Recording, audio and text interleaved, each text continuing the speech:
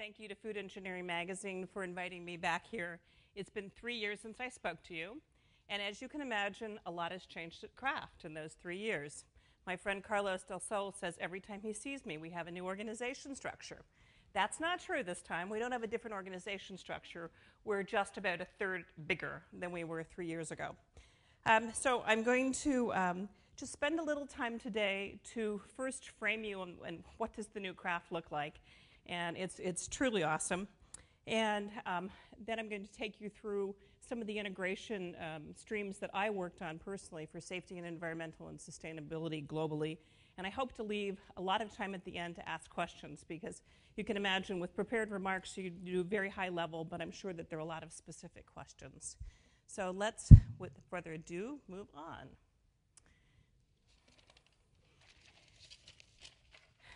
So what's a presentation about a company without a view of the business? And this is the view from the last time I was here in 2006, the end of 2006 and the beginning of 2007. And Kraft was, at that time, primarily a North American business with only 30% of our profits from outside of North America. Only 13% you'll see in the KDFM, which is the developing markets, so Asia, Pacific, Latin America, and the BRIC countries that we were wanting to focus on. We had a diverse product mix, so you can kind of see on the left-hand side. I think I have a cool little, there we go. On the left-hand side, you can see that we were a standard product mix of the companies that you would probably know. So Oscar Mayer, some of the legacy Kraft businesses, the General Foods businesses, and the Nabisco businesses. So just a kind of a broad mix of factories. And for grocery, our distribution channel mix was mostly commercial grocery stores. So very little immediate consumption, very little gas stations, kind of the more higher profit, higher margin venues. We were mostly just grocery stores.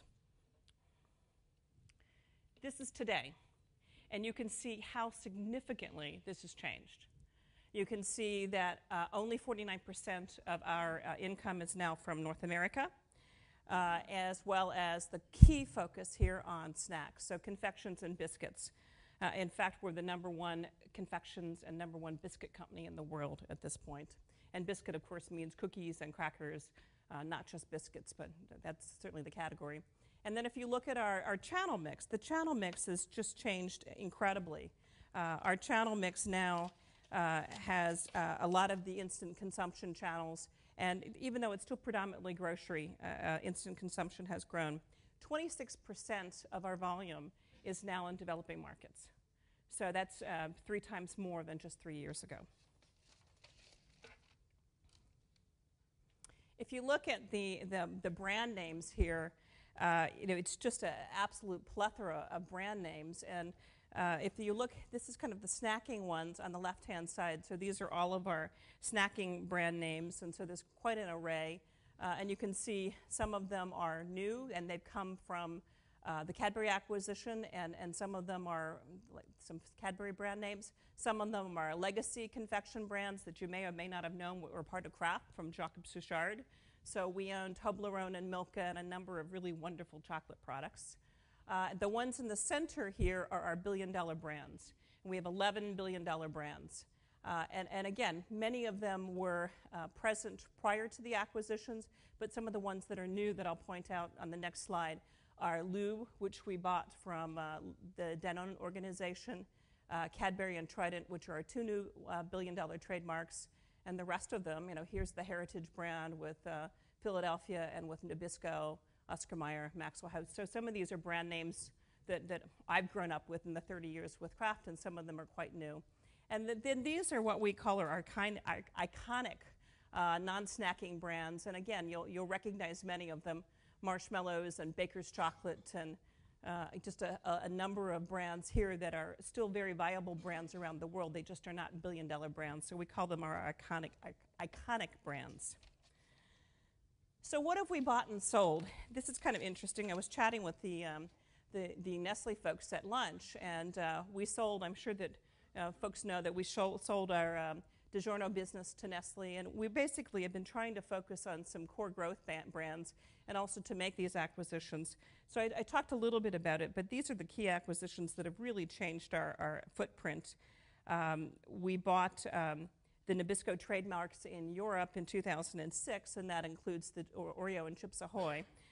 We did not buy that when we bought the Nabisco brand some time back, and so we actually had to acquire the European rights to Oreo and Chips Ahoy.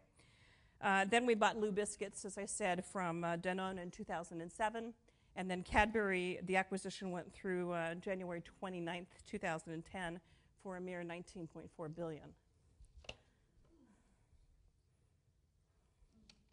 You can imagine that many of these changes, this is the last slide about the company, and then I'll show you what the impact on the supply chain and the global footprint, which you can imagine was huge. So where are we now? We're almost $50 billion in revenues. We're the second largest food company. Who knows who the first largest food company is? Who is the first? Nestle. Right. I guess we'll catch them one of these days. I'm not sure. We still have sales in approximately 160 countries. And moving from where I grew up, which was on the general food side, we were a coffee company. We're not the number one coffee company anywhere. We're the number one confectionery, meaning chocolate and candies and global biscuits. We have about 220 manufacturing plants, and I'll show you that in the next slide. But I think the thing that's changed so dramatically for me as a North American in this business is we only have 58 plants now in North America.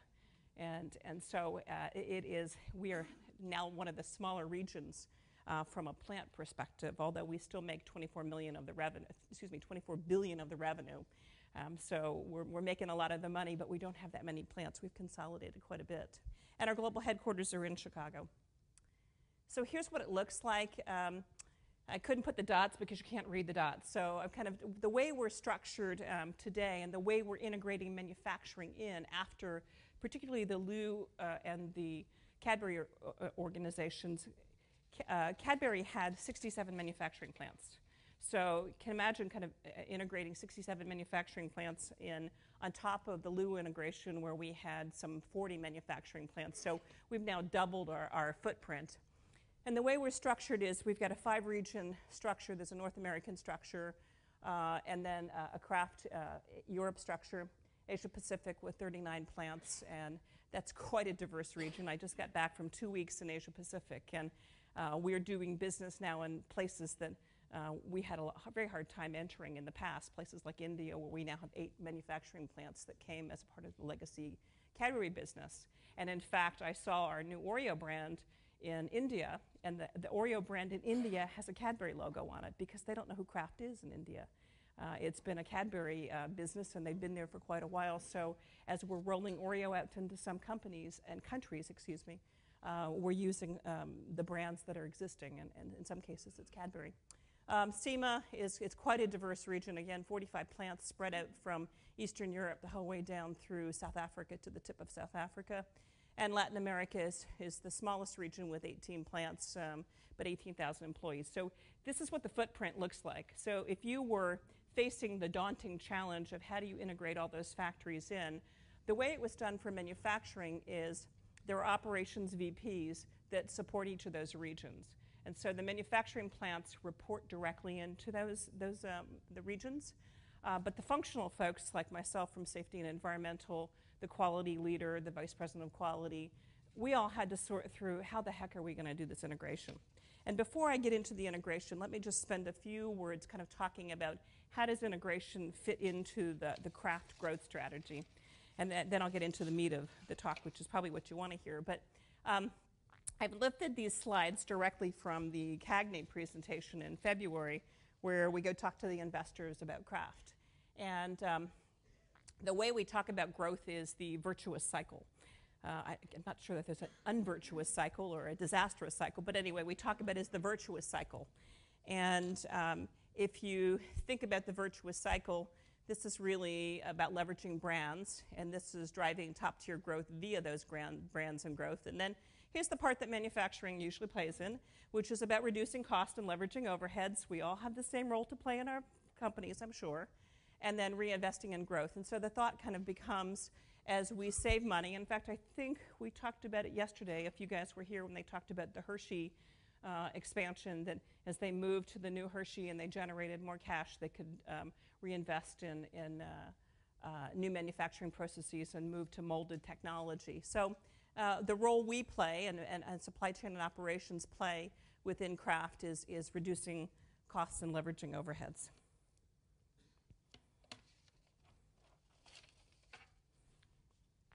So what's the role of integration strategies, or synergies, excuse me. So the integration synergy, it's about extracting, the savings and synergies that come out of the combination of Kraft and legacy Cadbury, and then of course driving the ROI that the promises that we've made to our shareholders. And there is an entire integration team that is led by some finance folks and some strategy folks that have really driven every single one of the functions through the integration outline.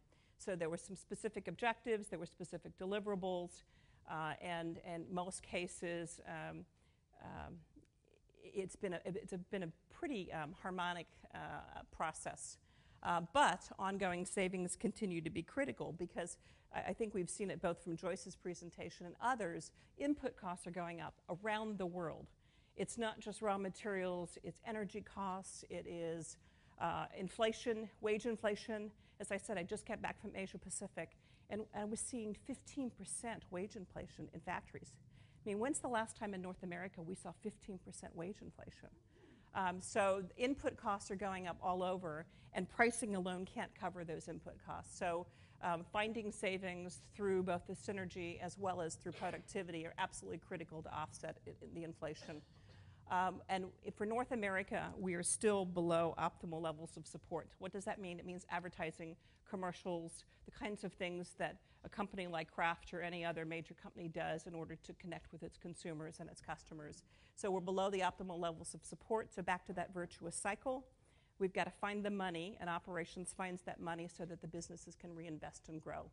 And then the view that a lean, simple, well-organized organization is more nimble and faster. So in order to kind of create a foundation and a discipline for continuous improvement, there's some pieces that have to be in place. And one of them is probably half of the people in this room's favorite topic, which is SAP rollout. And I could not talk about Kraft without talking about SAP rollout, because this really has been quite a journey, and Kraft has made some significant investments. Europe was an early adopter of the SAP rollout, and they had rolled out the early platform in 2005. And Kraft North America has just finished rolling out SAP across the board as of January. So that piece is pretty much done, and we've been able to eliminate about 50%, 50% of our legacy systems as a result of rolling out SAP. And I might say without shutting us down. I'm sure there have been a few hiccups along the road, like paying people and a few things like that. But generally, they've been minor hiccups. And so we've finished rolling out SAP in North America, and now it's in process around the rest of the world, and will be finished the rest of the world and with Cadbury by 2013. And I think that I'm a bit facetious about the importance of rolling out SAP, but it really is key. It's one source of data across the globe, across the regions, so that we can drive common practices, shared services, lower overheads. It really is a key enabler. It gets a lot of press because it's a tough, expensive thing to do, but it really is a key enabler. And the bigger a company you are, the more important it is to have some key practices like this. Our procurement organization will be using it for driving cost of goods productivity and relating to suppliers. So, as I said, it's one element of productivity. Some of the other elements that are probably nearer and dearer to everyone here's hearts are in manufacturing itself. And the first piece, if you kind of look down here, is from 2004 to 2008, Kraft reset our manufacturing network. We had something that we called a restructuring program, and we closed 35 manufacturing plants in the process. So we really tried to focus on the right products and the capabilities and do integration. So we closed 35 plants. But there are other kinds of things that we did around manufacturing fundamentals to bring our plants together and to set the foundation for best practices and productivity. The first was what we called our POM model, which is a standardized plant organization model. It's kind of how every plant should be organized. The second one was QCD SSM. What does that mean? Quality, delivery, safety, sustainability, morale. And I'm going to talk a bit more about that. In fact, I'm going to talk a lot more about that because that QCD SSM was really the foundation of how we did a lot of the manufacturing, both safety and environmental and other function integration. So every plant has the same metrics and the same look and feel. So QCD-SSM it's a set of minimum standards and best practices that we're establishing to share globally. And I think the last piece of what we think of as our manufacturing fundamentals is employee engagement principles. And this includes visual aids on the production line, some standardized reporting and analytics, and ways really for the employees in the factories to engage in the metrics that drive those factories. The last piece, which I'm sure you'd all love me to spend the next 20 minutes talking about, but I'm not going to, is Lean Six Sigma. Lean Six Sigma is our new journey, and it's begun in North America, and it really will be the driver. And the kind of the tagline that we talk about with Lean Six Sigma is returning science and engineering back to our lines. So spectacular program. I'm sure we should talk about it next year. I can answer a few questions about it, but I'm not going to talk about it, or I won't be able to talk about the integration of safety and environmental. So let me talk about how we're using QCDSM to integrate our factories. So these are, as I said again, it's quality, cost, delivery, safety, sustainability, morale. And there are common pillars that have been developed, that have been rolled out to every region and every factory. We were already undergoing that as Kraft, and then as Cadbury came in, it became a perfect vehicle to have all the factories start having the same look and feel. And it really is to inspire, again, shop floor employee engagement, to leverage CI methodology, to support the plant improvement roadmaps, and for safety and sustainability, it supports my third-party certification. So we are ISO 14001 and OSAS 18001 certified, and these programs and pillars are a way to underpin that. And it really enhances measurement and focus. And that's what I'm really going to talk about next for measurement and focus. This is just representative, and it's not certainly perfect. This is just representative of the kinds of data that we have that we're using to drive our factories in a common KPI format. For me, for safety, we're measuring globally lost time incident rate and total recordable frequency rate. We're actually just beginning to have the tools to be able to measure globally total recordable frequency rate. So in the past, Kraft looked globally at just lost time rate and fatalities. And that's just the tip of the safety iceberg. And so we're putting some new tools in to be able to move down to, the plants can measure first aids, but globally we're going to be looking at total incident rate. On the sustainability side, we've had tools in place since 2006 that have allowed us to measure energy, waste, and water on a site basis, and we measure that monthly. We use a density measure, so gigajoules per ton, cubic meters per ton, kilograms of waste per ton. And then secondarily to that, and it's not really up there, we've been measuring waste to landfill. And we have 28 sites globally that have zero waste to landfill, half of which are in North America. So we've kind of looked at that, and now with the Lean Six Sigma focus, we're moving away from net waste or waste to landfill to total waste. And those of you that might have tried to measure total waste, you know that there are a lot of definitions that you need to dig into, things like avoidable waste and a few other things. But it's a good journey for us to be going, because as you look at total waste, it's really telling you, it kind of ties you back to what the folks from ConAgra were talking about yesterday with total cost of OEE. When you're thinking about total waste, it's anything that's not going out of the factory that's number one product.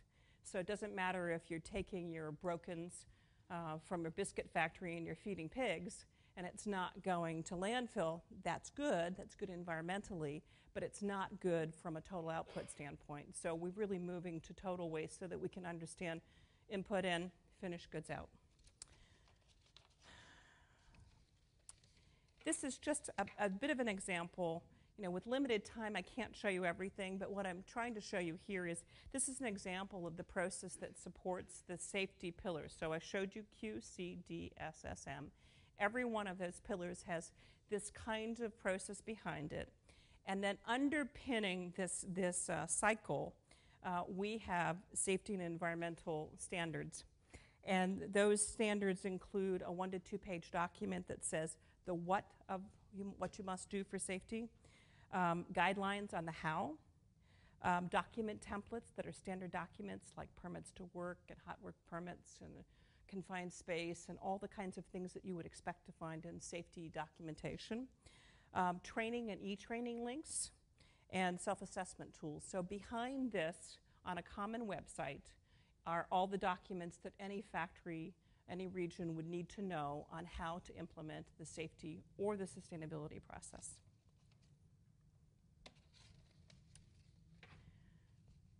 So why did we create, and I'm just going to talk a little bit about what the new system looks like, and then I'm going to tell you about the journey that we were on. We needed to provide a common system. Again, 220 factories. You can do it regionally. You can have systems regionally. You could have systems from a plant standpoint. You could have no systems at all. And then I think that the audit committee of your board of directors might be worried about your risk. Or you can create a common system. And we made the decision to create a common system. And I'll tell you where we came from, but it was not common. And it provides us tools so that we know we're complying to our safety and environmental policies. It meets some of the minimum expectations of the business. And I kind of call this freedom within a framework. So it's not all expectations. I think we're doing energy reduction. But it's freedom within a framework so that the regions and the countries have freedom to describe what works for them, but it sets out some minimum expectations that they must do. It ensures some common ways to address issues, and also, again, it provides the foundation for our certification, which I mentioned before. So where do we come from? I was talking to somebody at dinner the other night, and I think that there are several ways that you can do an integration. And many times in the past when we've done integrations, we've said, here's the Kraft way, do it. And in this case, I really didn't have that option. Quality had that option because Quality had a global quality system which works pretty well, and it's ISO certified as well. And so it was a little easier for them to integrate in 67 new factories. For me, I actually had 3 existing safety and environmental systems.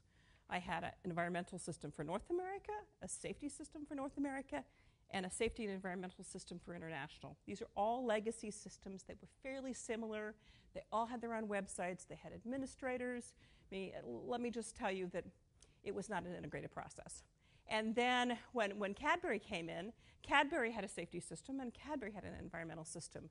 So each of these systems had some great stuff and not so great stuff. And so we kind of faced all right, how do we take the best of each of these and create the best of all? So it's not the best of both. It's really the best of all because each of these were different systems. So the systems really were not developed for a global organization of 220 people and $50 billion. They had grown and evolved. And if I tell you that how I was capturing my safety data globally, you would cringe because it was on an Excel spreadsheet. So I didn't have good systems to underpin my processes. So we really needed a common system. We came to the conclusion, I told the folks it would take, my management, it's going to take us a little longer because we really have to go on a journey and create something new. We have nothing that we can integrate 67 plants into. So we really did create a best of the best or best of all approach. So the first steps that I did was creating a global leadership team for safety and environmental. And it was really important to me that team had people from Legacy Cadbury and Kraft. Otherwise, I could say, I'm going to create the best of all, and they go, yeah, but these are Kraft people. And it wasn't just safety and environmental. I will tell you that the manufacturing organization, both from the VPs of operations down through the organization, is about a 50-50 split between people that were leading Legacy Cadbury and people that were leading Legacy Kraft. So it's really important, I think. unless you are really, you're absorbing a very small company that you can just tuck into your pocket and you can tell them this is the Kraft way. It's really important to walk your talk and make sure that you're choosing leaders from both sides of the companies and that you're building teams that create folks from all. And in fact, I had people that are from the Lou organization because Lou was still being integrated in. So I really created a leadership team with folks from all. And last May we got together and I had, 40 people that I brought into Chicago, and we created extended teams that were going to work together, that were going to build the new system. And we had some guiding principles. And our guiding principles were really threefold. One was we were going to choose the best of the best. So no, well, this is the Kraft way, or this is the Lou way, or this is the Cadbury way. We really needed to be open-minded, and we were going to choose the best of the best. The second was no backward steps. What does that mean? It means that people were in various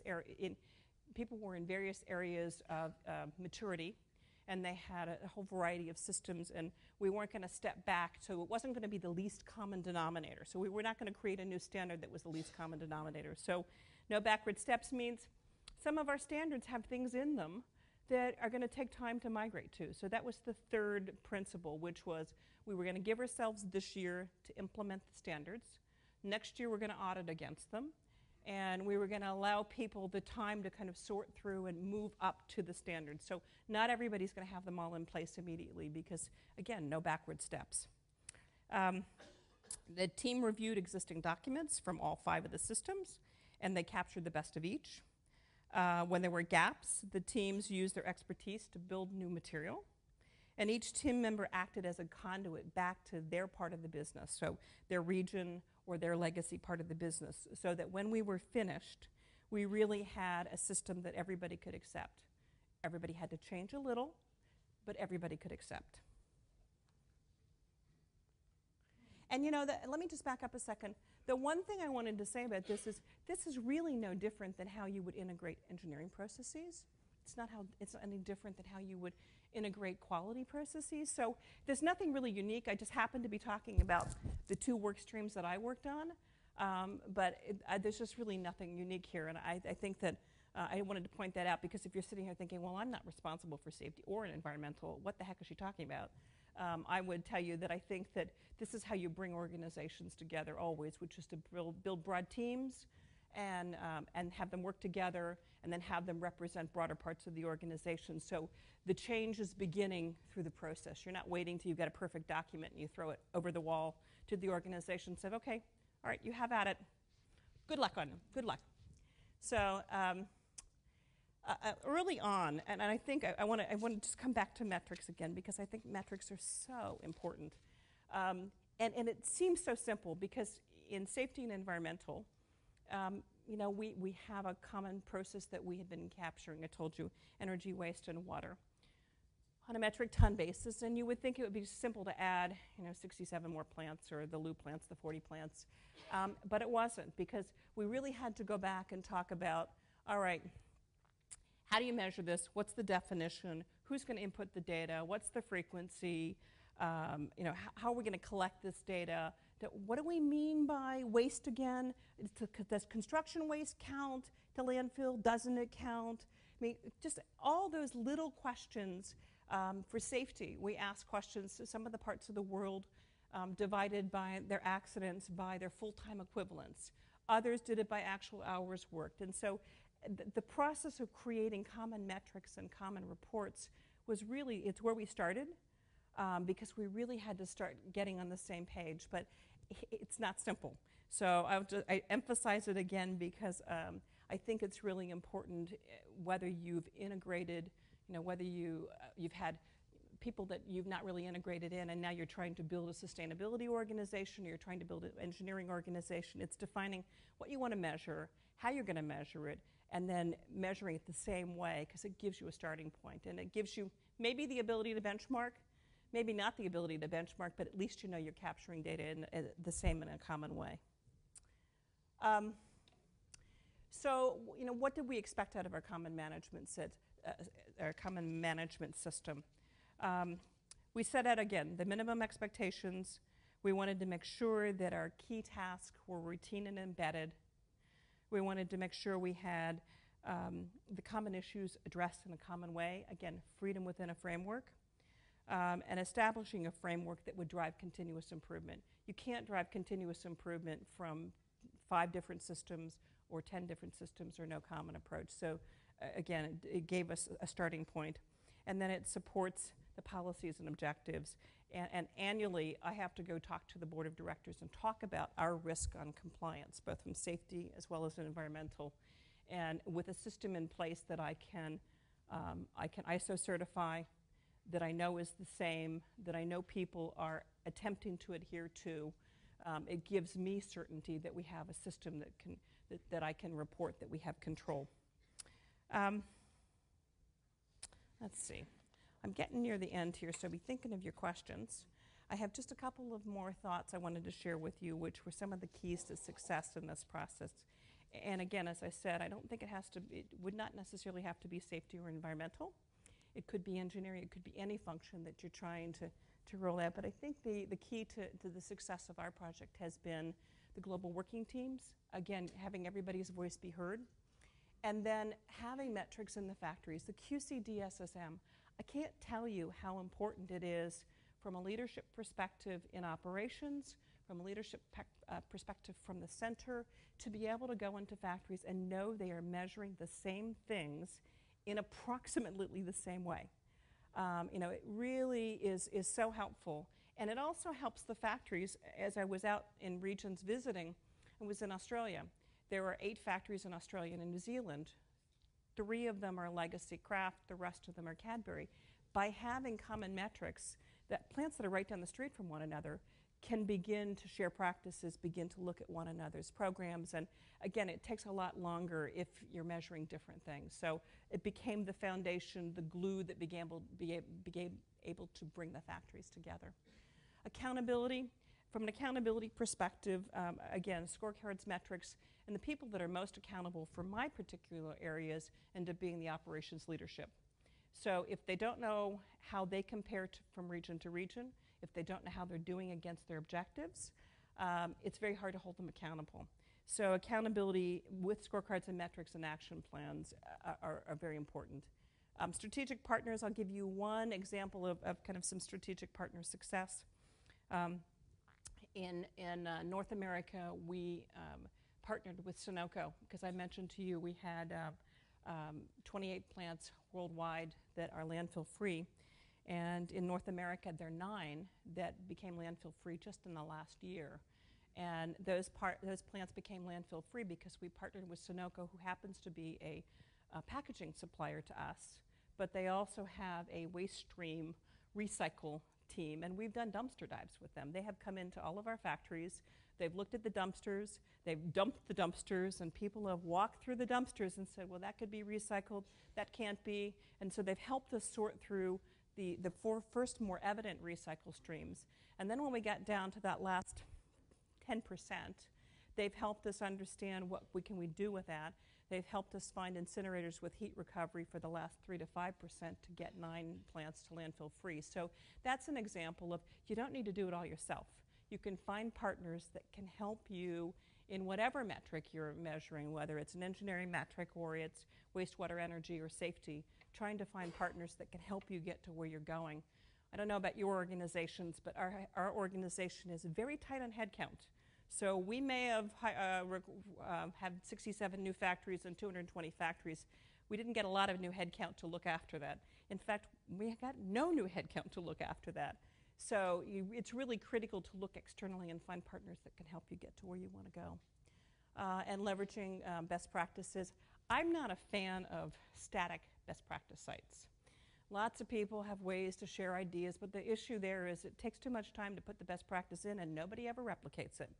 So, I'm kind of a believer that the way you share best practices is you get plants together in regions, you get groups of people together that have a common interest, whether it's energy, waste reduction, safety, engineering, but you get teams of people, collaborative networks that work together, and through those networks and through talking with one another and knowing what problems they're solving, that's how you share best practices.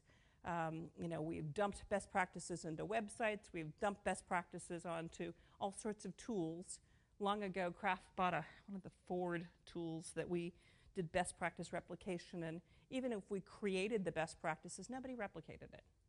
So, you've got to find kind of tricky ways to reward people for replicating best practices.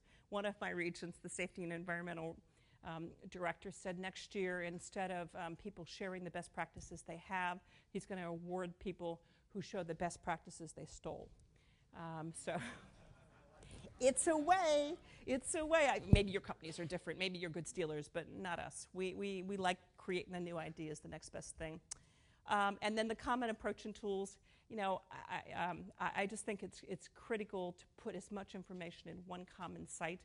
Carlos showed you what they were doing with engineering and Campbell's. You got to have one place that you can go. So I have my standards there. I have a bunch of other things. I have regional sites. We have golden rules for energy reduction. We have a bunch of things that are tied to the same place, so people can go there and they can find what they need. If you got to find a share site, I don't know about you, but I probably have 200 share sites. I've got data based on teams I've been on, and I can never find it. So trying to create a simple web structure, a simple e-structure that supports your work you do, I think it's terrific. Let's see, wrong button here.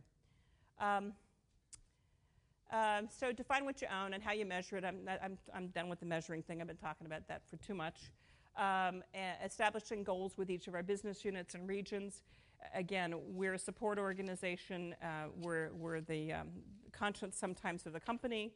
They are, in fact, the plant and the BU/region goals, and so they need to be able to have the freedom within a framework. On the other hand, we need to have goals as a company, and they need to have goals as a region, and the plants need to have goals. Establishing clear organizational roles and replicating solutions. I think I talked about that. All right, so last page.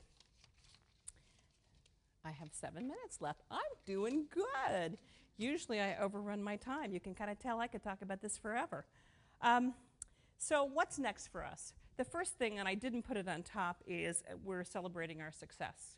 So for safety and environmental, safety, we've had a 15 to 20% reduction in accidents around the world. So we've been making continuous progress. But quite frankly, Kraft wasn't as good as Cadbury was in some of the safety elements. And so we're resetting our goals for safety, and we're going to be looking for a 50% reduction over the next time frame for safety. And so, you set audacious goals, and you hope to achieve audacious goals, and so 50% is pretty audacious. For safety and for environmental sustainability, in 2006, we began a journey that was supposed to end in 2011, which was to reduce our energy consumption by 25%, our waste and water by 15%. And so that was supposed to be ending the end of this year. Now you can imagine, I showed you how the footprint changed. We sold a bunch of companies. We bought a whole bunch of companies. So the way sustainability is set up at Kraft, I look after the manufacturing piece, so water, waste, and energy, because we use most of it. And then we have a social responsibility kind of lead, a VP of sustainability that works externally with NGOs and on ag sustainability and some of the external things. And Steve and I put our heads together in the middle of last year and said, let's celebrate. Let's declare success and move on and reset our goals. Because in fact, at the end of 2010, we had reduced energy in North America by 22%. So it wasn't the 25, but it was pretty darn close. Globally, it's 16%. Had a few things like building new plants that make freeze-dry, the most energy-dense product that we make, that kind of skewed some of my results outside of North America, but we still saw a 16% reduction in energy by the end of 2010. For net waste, again, the goal was 15%. We were down 40% in North America and 42% globally. That was twice the effort that we had expected. But when we set the goal, we'd never measured it before. We had no idea 15% was an audacious goal or 15% was a walk in the park. Turns out for the first 5-year period, it was a walk in the park. But so we did pretty well on net waste reduction. Remember, it was net waste. Now we're going to be focusing on total waste. It's a little harder to get to because it means that you really need to be using and leveraging Lean Six Sigma to improve your output.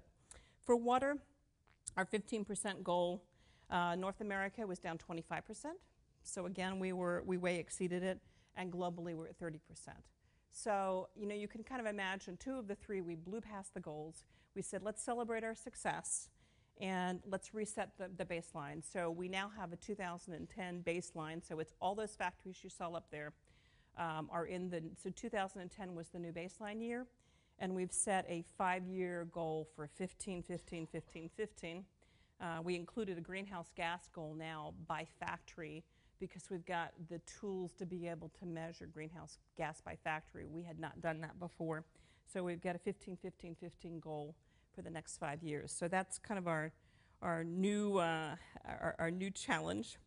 The other thing that's kind of what's next is you can imagine that we're looking to do a more consistent approach, plant to plant and region to region.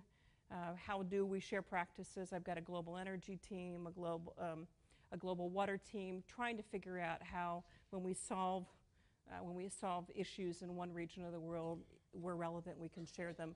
Some new systems tools, and then the QCDSM engagement tools.